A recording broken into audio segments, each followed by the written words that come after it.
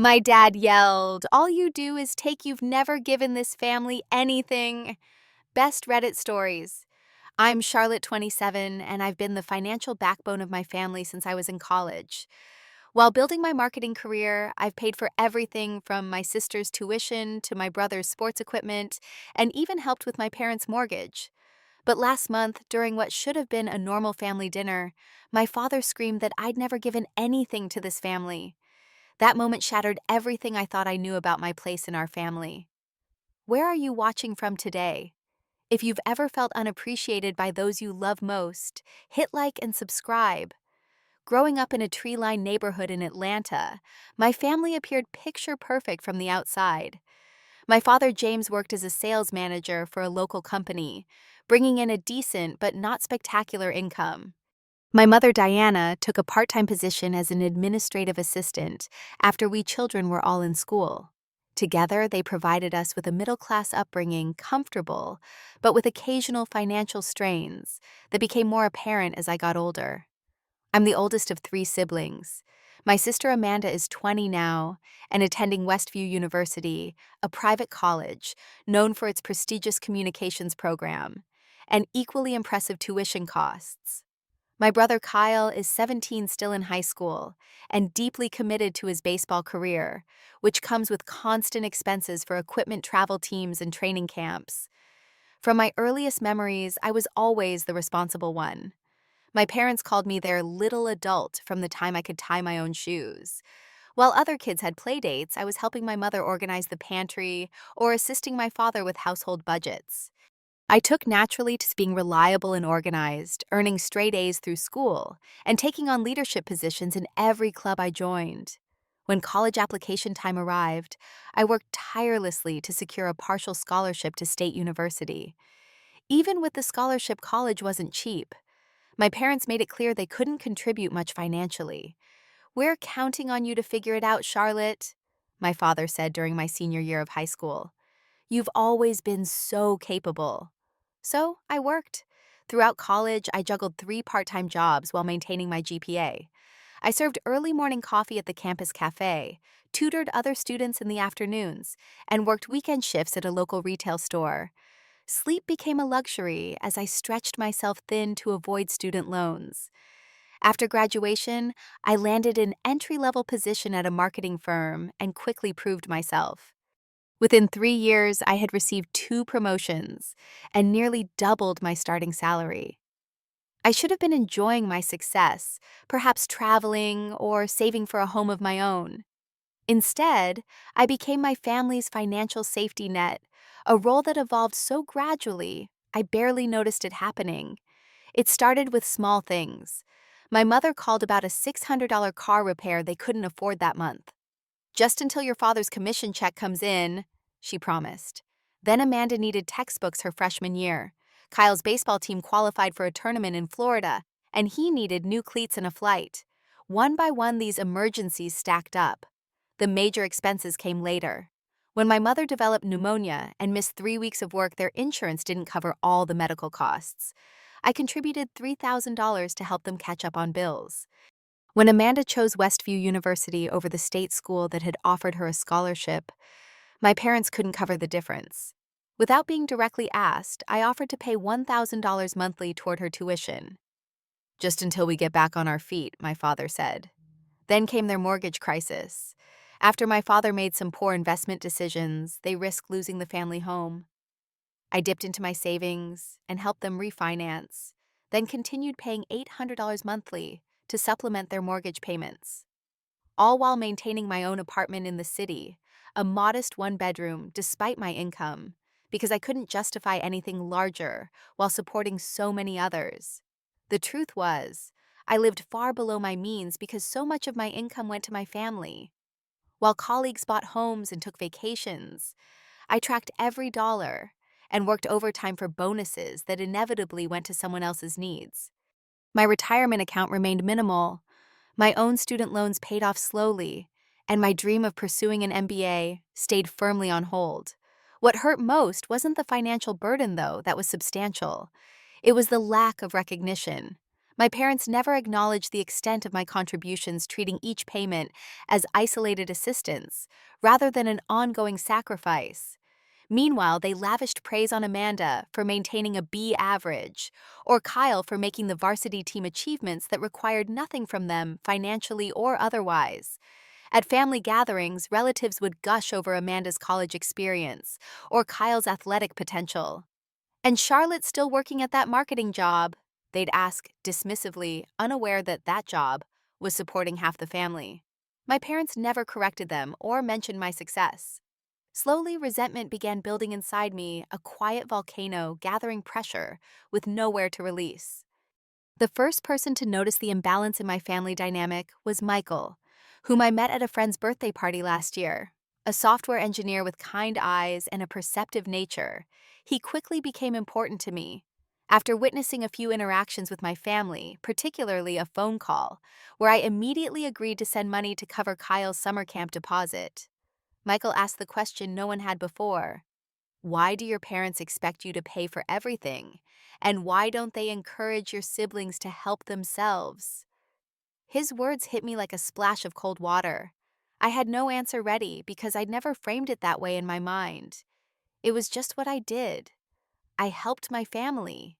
Wasn't that normal? Your siblings are old enough to work part-time, Michael continued gently.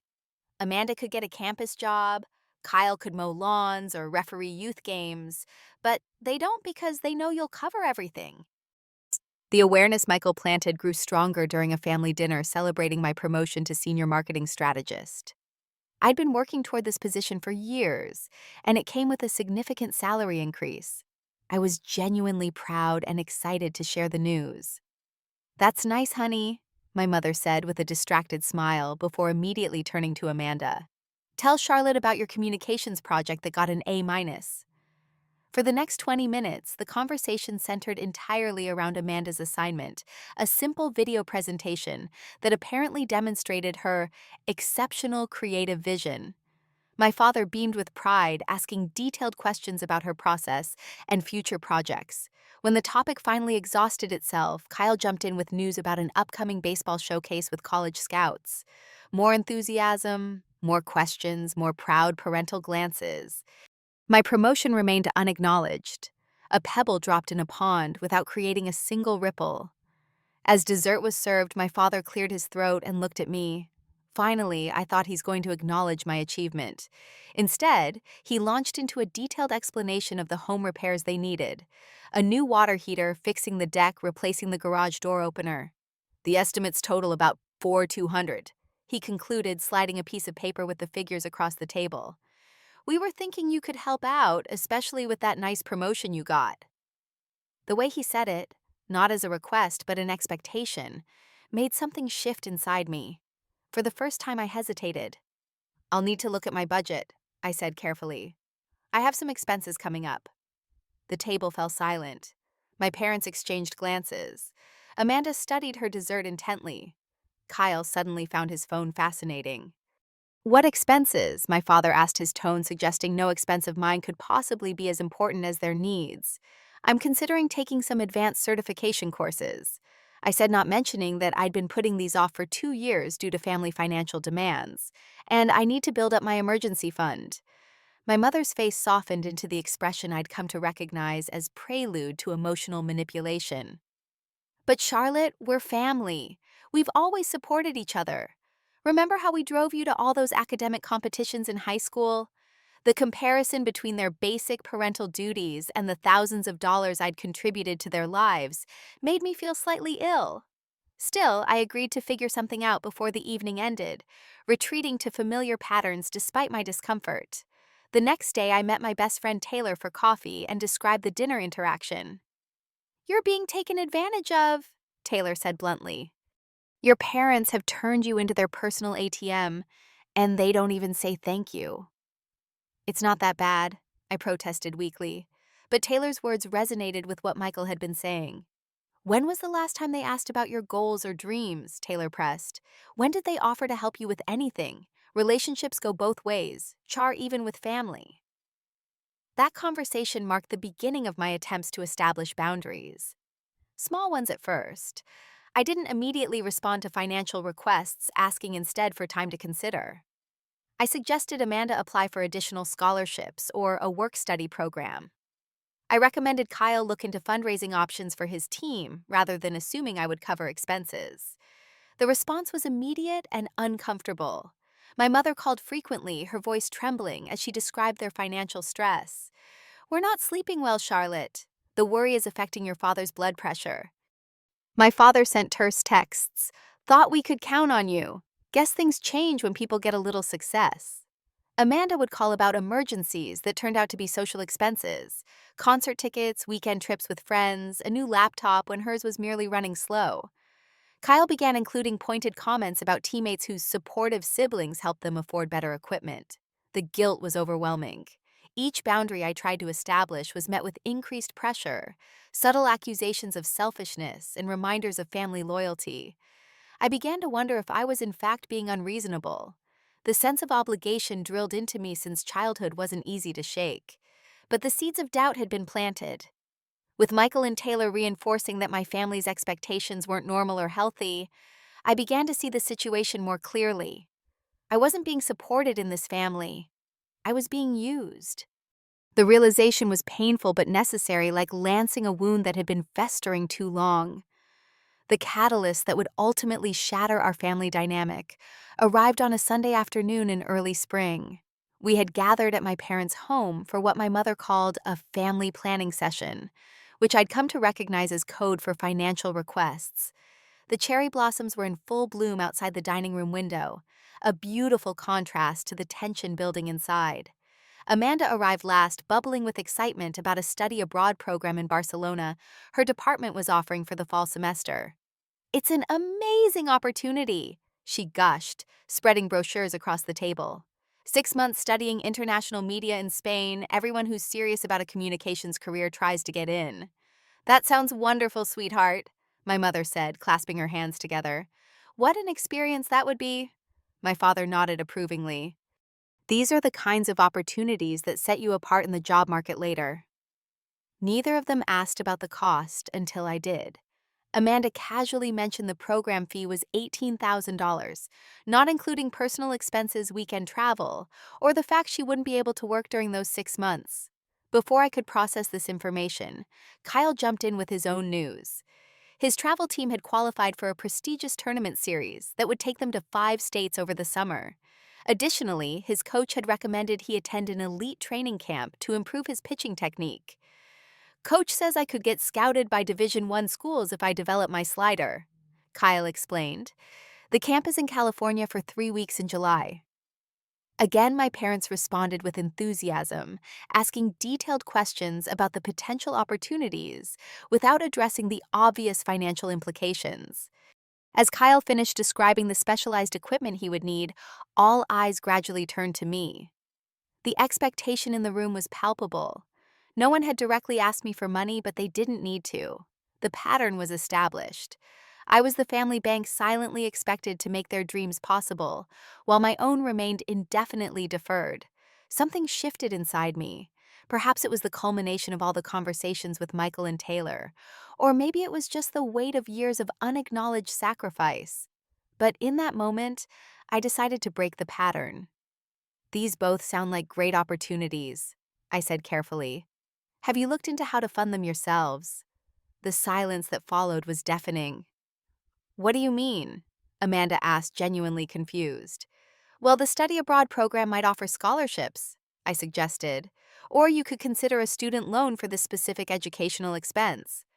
And Kyle, many sports programs have fundraising options. Team car washes, sponsorship letters to local businesses. My father's face darkened.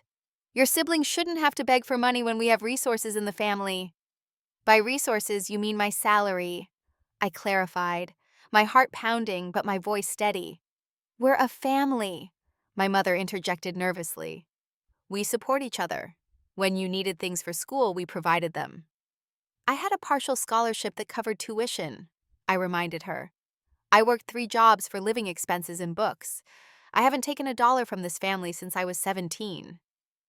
My father's neck reddened, a warning sign I recognized from childhood disagreements.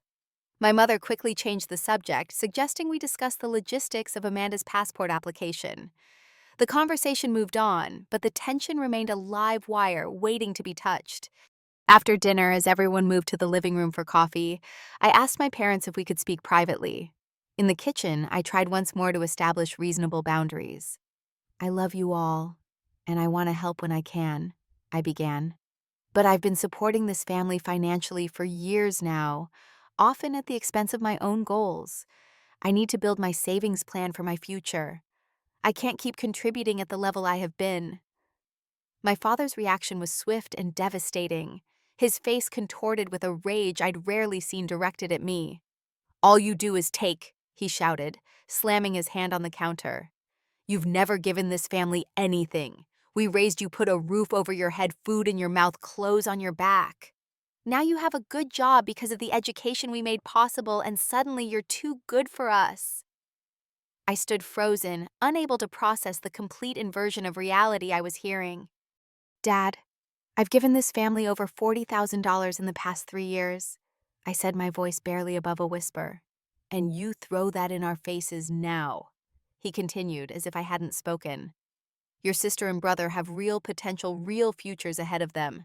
They need support to achieve their dreams. What have you ever done except work a corporate job and complain about helping your family?"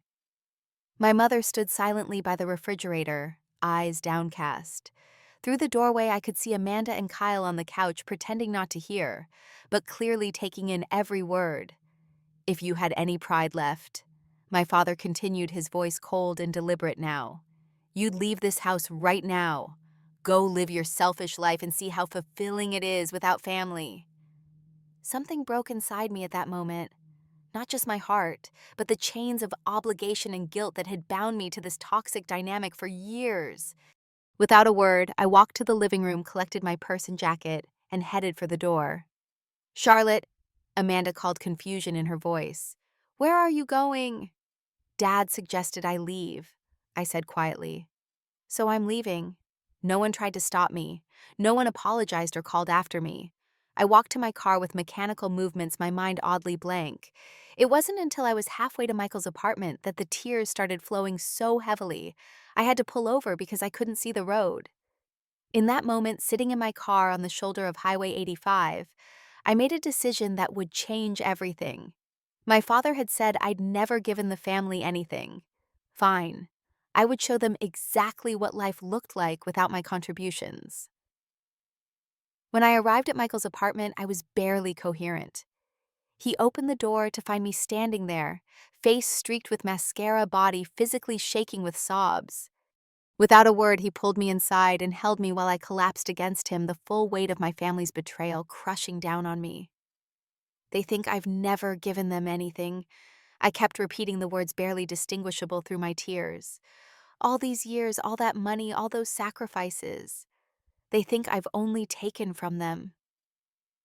Michael guided me to his couch, wrapping his softest blanket around my shoulders, and bringing me tea I couldn't drink. When I had calmed enough to speak clearly, I recounted the entire confrontation, including my father's parting suggestion that I leave if I had any pride. "So what do you want to do now?" Michael asked after listening without interruption. The question was simple but profound.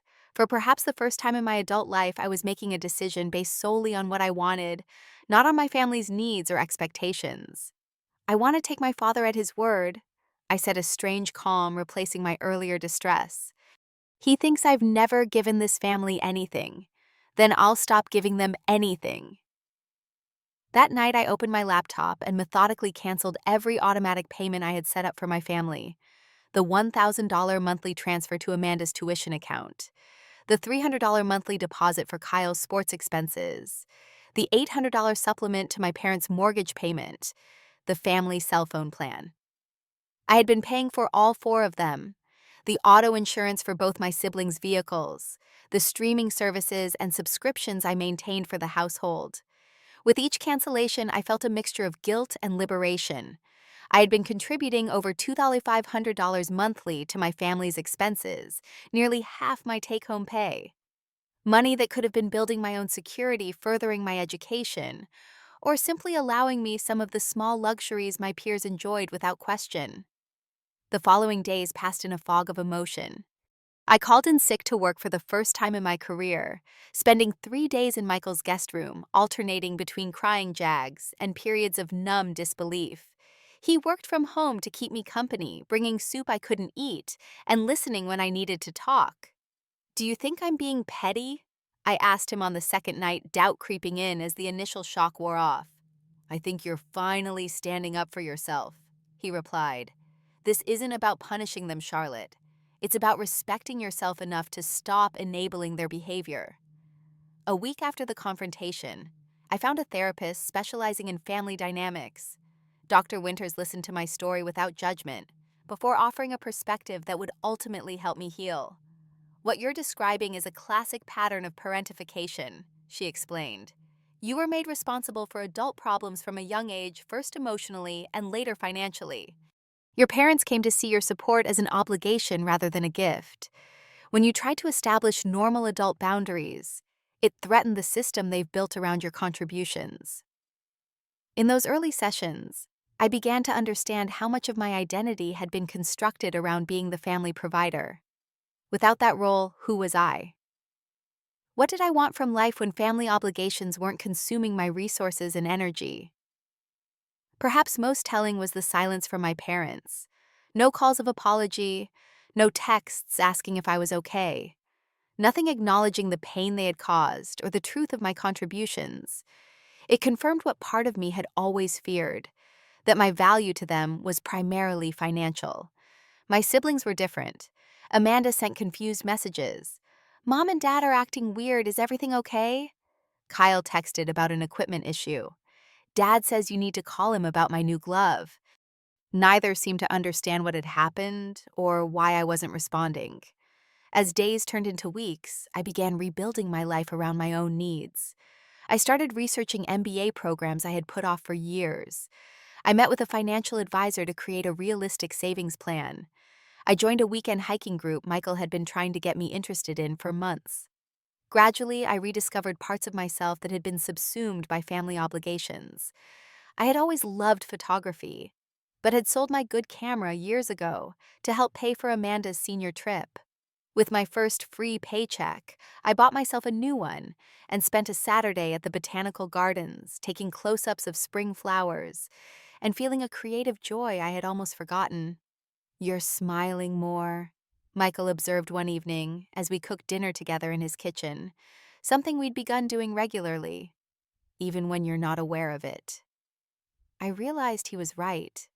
Despite the ongoing grief of family estrangement, I was experiencing a new lightness.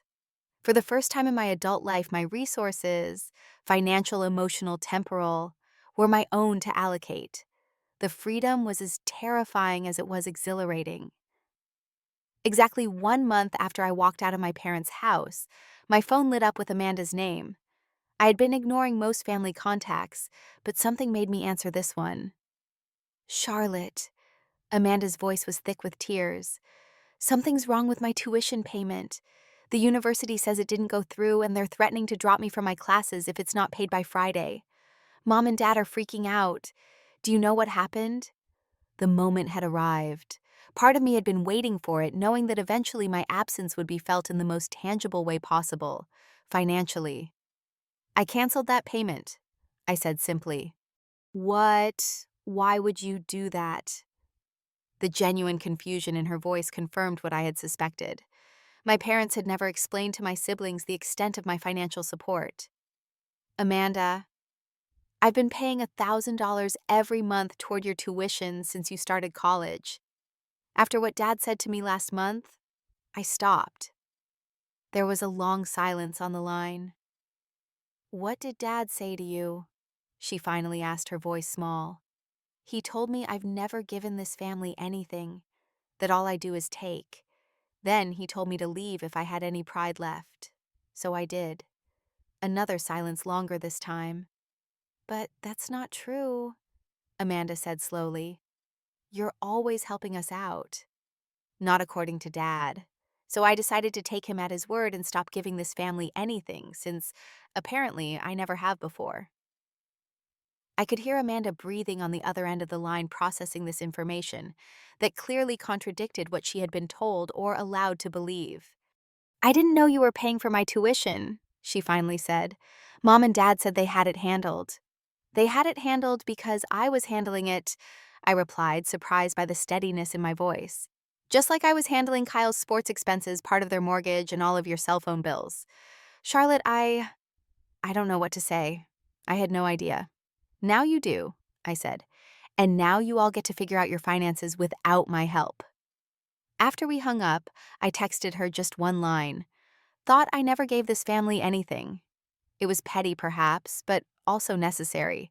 A clear statement that I remembered exactly what had been said and how deeply it had cut. The floodgates opened after that. Within hours, my phone was buzzing constantly. From Kyle. "Why is Dad saying I can't go to baseball camp anymore?" "He said to ask you." From my mother.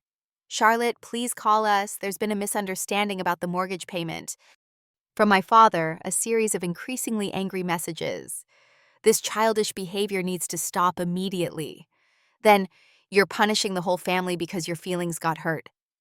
And finally, "I demand you call me back today. This is your family." I read each message but responded to none of them. For years, I had jumped at every family request, rearranging my life to accommodate their needs. Now, I was choosing differently, and the sense of power in that choice was healing something deep inside me. Through mutual friends and social media, I began hearing about the practical effects of my financial withdrawal. My parents had to take out a personal loan to cover Amanda's tuition. Kyle's expensive training camp was canceled. My father was picking up weekend shifts at a local hardware store to help make ends meet. The knowledge brought a complicated mix of emotions: guilt that my siblings were experiencing hardship, satisfaction that my contributions were finally being recognized, and grief that it had taken such drastic measures to make visible what should have been acknowledged all along. 3 weeks after Amanda's call, she appeared unexpectedly at my office building during lunch hour. I found her waiting in the lobby, looking smaller and less confident than I remembered. "Can we talk?" she asked, and I nodded, leading her to a small cafe across the street. Over sandwiches neither of us ate, Amanda revealed that my parents had never told her or Kyle about my financial contributions. "They always made it sound like they were handling everything," she said, tearing a napkin into tiny pieces. "When I would mention how expensive tuition was, they'd say, 'We have it covered,' or 'Don't worry about adult matters.' I never questioned it." "And now?" I asked. "Now everything's falling apart," she admitted. "Dad's angry all the time. Mom cries when she thinks no one's looking. Kyle's coach is threatening to give his starting position to someone else if he doesn't get better equipment. And her voice broke. "I might have to take a semester off if we can't figure out the tuition." I felt a stab of guilt, quickly followed by resolve. This wasn't my doing. I hadn't created this situation. I had simply stopped enabling it. "I'm sorry you're going through this," I said honestly. "But I can't go back to supporting everyone at the expense of my own life. I've done that for years, and not only was it not appreciated, Dad actually denied it was happening at all." "I appreciate it," Amanda said quietly. "Now that I know. And I'm sorry for taking it for granted." It was the first genuine acknowledgement I'd received from any family member, and it softened something in me. Not enough to resume financial support, but enough to maintain contact with my sister as she navigated this new reality. 6 weeks after the initial confrontation, I agreed to meet my family at a neutral location, a quiet restaurant halfway between my apartment and their home. Michael offered to come with me for support, but I decided this was something I needed to face alone. I arrived early, choosing a table in the corner where we could speak privately. My hands trembled slightly as I sipped water, preparing myself for whatever might unfold. When my family walked in together, the sight of them hit me harder than I'd expected. Despite everything, I loved them, and the distance between us was painful. My mother reached for a hug, which I returned stiffly. Kyle gave an awkward wave. Amanda, who I'd spoken with several times since her office visit, offered a small smile of encouragement. My father nodded curtly, his face set in the rigid expression I recognized as his attempt to control anger. "Thank you for meeting us," my mother began after we had ordered. "We've been very worried about you." "I've been fine," I replied, "just establishing some new priorities in my life." "By abandoning your family," my father interjected, earning a warning glance from my mother. "James, we agreed to listen first," she murmured. "I'm curious what you think happened," I said, looking directly at my father. "From your perspective, why did I leave that night?" He shifted uncomfortably. "You got upset because we asked for help with some expenses. You've been different since you started dating that guy. More selfish." The complete rewriting of events was so stunning, I almost laughed. Instead, I reached into my bag and pulled out a folder I had prepared for this meeting. "I brought something I think we should review together," I said, opening the folder and removing several printed spreadsheets. "This is a record of every payment I've made to support this family over the past 3 years." I slid the papers into the center of the table. The first page showed monthly transfers to Amanda's tuition account, totaling over $24,000. The second detailed Kyle's sports expenses, equipment camp's tournament fees, exceeding $9,000. The third listed my contributions to my parents' mortgage household bills and emergency expenses, a staggering $38,000. "In total," I said, as they stared at the documents, "I've given this family over $71,000 in 3 years. That's not including birthday gifts, holiday presents, or smaller expenses I covered without keeping records." Amanda and Kyle looked genuinely shocked, their eyes moving between the papers and our parents. "You told us Charlotte helped out sometimes," Amanda said to our father, her voice small but accusing. "You never said she was paying my entire tuition." "Not the entire amount," my father muttered defensively. "We covered the housing costs." "Because the dorm was included in my scholarship," I corrected. "The scholarship I got because I worked for it, just like I worked for everything else in my life." My mother's eyes had filled with tears. "Charlotte, we never meant to take advantage. Things were tight, and you were doing so well." "That's the problem," I said. "You saw my success as a resource for the family, rather than something I earned through hard work and sacrifice. And when I finally tried to establish some boundaries, Dad told me I've never given this family anything." "I was angry," my father said, his jaw tight. "People say things when they're angry. You weren't just angry, Dad. You were cruel, and you were wrong." I kept my voice steady, despite the emotion building in my chest. "The worst part is I would have continued helping if you had simply acknowledged what I was contributing. If you had treated me with basic respect instead of like an ATM that wasn't allowed to have maintenance fees." Kyle, who had been uncharacteristically quiet, finally spoke. "I didn't know you were paying for my stuff, Charlotte. I thought Dad was. I would have gotten a job or something if I'd known." "That's exactly the problem," I said.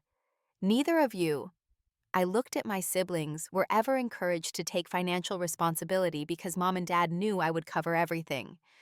They used my sense of family obligation to avoid teaching you basic adult skills, like working for what you want. My father's face had darkened to a dangerous shade of red. "So this is all about money.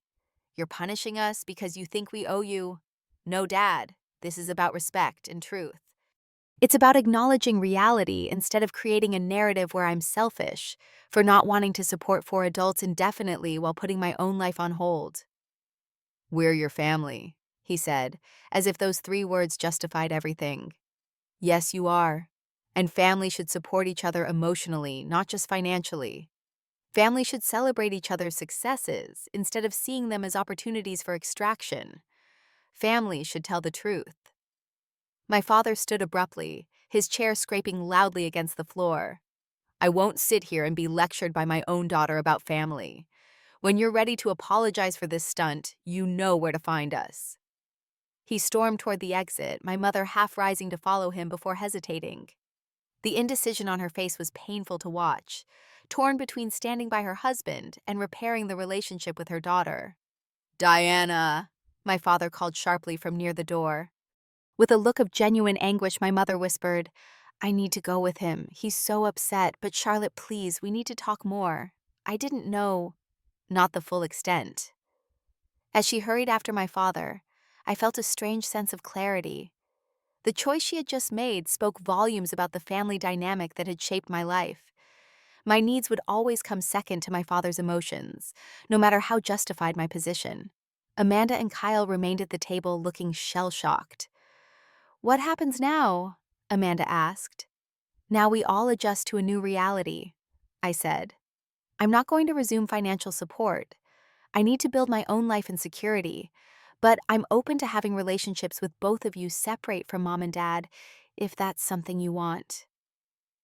As I walked to my car after the fractured family meeting, I felt lighter despite the pain. I had spoken my truth clearly and calmly. I had presented facts rather than emotions. And most importantly, I had maintained boundaries that respected my own worth. Whatever happened next, I would face it as an equal participant in my family relationships, not as a silent provider whose contributions could be denied whenever convenient. 6 months passed, bringing changes I could never have imagined when I walked out of my parents' house that spring evening. The seasons turned from spring to summer to early fall, and my life transformed alongside nature's cycles. The most profound change was in my relationship with Michael. What had been a promising new romance deepened into something solid and nurturing. He had seen me at my most vulnerable during those first weeks after the family rupture, and instead of being frightened away by my emotional state, he had shown a steadiness that helped me rebuild my sense of self. On a weekend trip to the mountains in September, standing beside a waterfall that thundered with the last of the summer rains, he asked me to marry him. The vintage emerald ring he offered wasn't as expensive as what my salary could have purchased, but it was thoughtfully chosen and came without the strings that had been attached to every gift my family had ever given me. "Yes," I said simply. And in that moment, I understood that I was building a new family, one based on mutual support and genuine care, rather than obligation and denial. With my finances no longer drained by family demands, I made other significant changes. I purchased a small townhouse in a neighborhood I had always admired, but never considered attainable.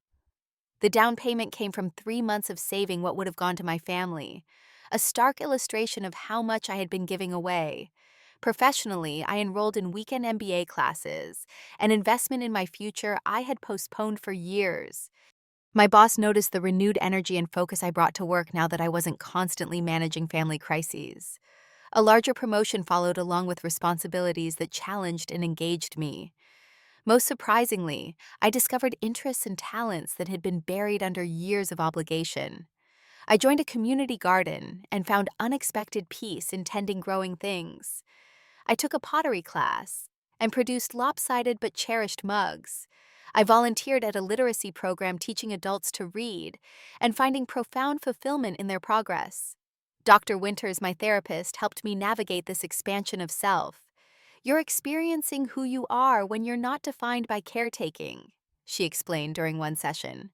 "It's like a plant that's been root-bound in too small a pot suddenly being given space to grow in all directions." The analogy resonated. I was growing in new directions, becoming more fully myself with each boundary I maintained and each act of self-care I practiced. My relationships with my siblings evolved in unexpected ways. Amanda, facing the reality of college costs, took a part-time job at the university library and applied for additional scholarships. Our conversations once centered around her needs, and my help became more balanced. She asked about my work and wedding plans. She shared her struggles, but didn't expect me to solve them. "I'm actually learning a lot," she admitted during a coffee date in October. "Managing my own money, figuring out what's really important to spend on. Dad always handled everything, so I never had to think about it." "That was the problem," I said. "You and Kyle never had the chance to develop those skills because I was the safety net." "I'm sorry I didn't see what was happening," she said, reaching across the table to squeeze my hand. "I should have questioned why you were always the one giving and never receiving." Her apology, freely offered without expectation of financial resumption, healed something in me I hadn't realized was still wounded. Kyle reached out in his own way. After the initial shock wore off, he got a weekend job refereeing youth baseball games to pay for his equipment.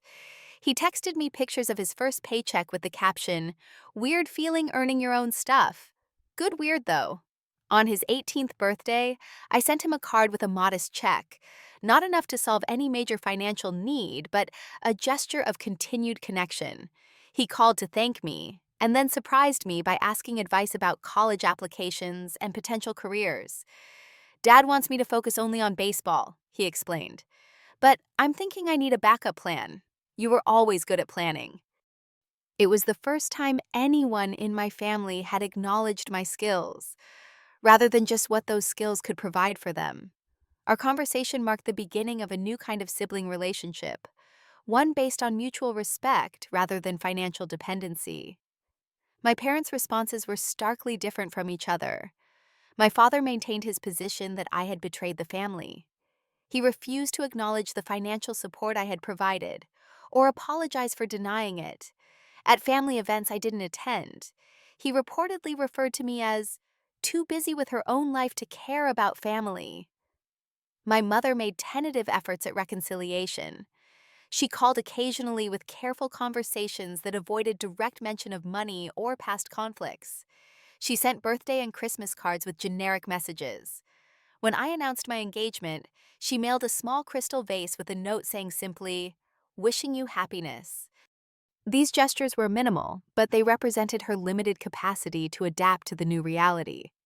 Unlike my father, she at least recognized that something needed to be repaired, even if she lacked the emotional tools to do the necessary work. The holiday season brought its own challenges. For the first time in my life, I didn't return to my parents' home for Thanksgiving or Christmas. Instead, Michael and I hosted a family of choice gathering, inviting friends who also couldn't or chose not to travel to their families of origin. We cooked together, played games, and created new traditions that felt lighter and more joyful than the tension-filled holidays of my past. The absence of obligation made space for genuine celebration. Still, there were moments when grief caught me unexpectedly. Hearing a Christmas carol my mother used to sing, or seeing a father with his adult daughter in a store. "It's okay to miss the family you wished you had, doctor," Winters told me during a session shortly before Christmas. "Part of your healing is grieving the relationships that should have been possible but weren't." I carried that permission with me through the season, allowing myself to acknowledge the loss without letting it diminish the new connections I was building. In January, an unexpected letter arrived in my mailbox. Handwritten on stationery I recognized as my mother's, the pale blue paper with a small flower in the corner that she had used for important correspondence since I was a child. With trembling hands, I opened it, prepared for another subtle guilt trip or veiled request for financial resumption. Instead, I found something I had never received from either parent, a genuine apology. "Dear Charlotte," my mother wrote, "I've written and rewritten this letter many times, struggling to find the right words. The simplest version is this: I'm sorry. We took advantage of your generosity and sense of responsibility. We didn't acknowledge how much you were giving or how little you were receiving in return. Worst of all, when you tried to establish reasonable boundaries, we responded with anger instead of understanding. Your father isn't ready to have this conversation, and I can't make him see what I've come to recognize. But I don't want to lose my relationship with you waiting for him to change. You were right about everything you said that day at the restaurant. We treated your success as a family resource, rather than celebrating your achievements and supporting your goals. I don't expect this letter to fix everything. I'm not asking for money or even forgiveness yet. I'm just asking for a chance to rebuild a relationship that honors who you are as an individual, not what you can provide. If you're willing, perhaps we could meet for coffee sometime, just the two of us. With love and regret, Mom." I read the letter 3 times, searching for the manipulative subtext I had learned to expect in family communications. Finding none, I allowed myself to feel cautious hope. Not for an immediate restoration of trust, but for the possibility of a new kind of relationship, one with clear boundaries and mutual respect. The past 6 months had taught me that family connections don't need to be all or nothing. I could maintain limited contact with my mother while continuing my estrangement from my father. I could build relationships with my siblings separate from my relationship with my parents. I could create boundaries that protected my well-being while still allowing for conditional connection. More importantly, I had learned that my worth wasn't determined by what I gave to others. The unconditional love I had sought from my family of origin, I had found instead in chosen connections. With Michael, with friends who respected my boundaries with my own slowly healing self. As I sit here today preparing for my wedding and the next chapter of my life, I understand that the most valuable thing my family crisis gave me was freedom. Freedom from obligation, from guilt, from the limiting identity of family ATM. In finding my voice and establishing boundaries, I discovered who Charlotte truly is beyond her usefulness to others. The journey hasn't been easy. There have been moments of crushing doubt, of loneliness, of grief for what might have been. But there has also been joy, discovery, and a deep sense of peace that comes from living authentically. If you're watching this and recognizing yourself in my story, if you're the family provider whose contributions go unacknowledged, the responsible one, whose needs always come last, please know that you deserve more. Setting boundaries isn't selfish, it's necessary for healthy relationships. Sometimes the family you choose will nurture you better than the family you were born into. And your worth exists independently of what you can give to others.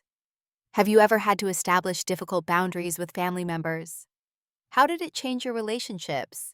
Share your experiences in the comments below. And don't forget to like and subscribe if this story resonated with you. Thank you for listening to my journey, and I wish you courage in your own path toward healthy relationships and self-respect.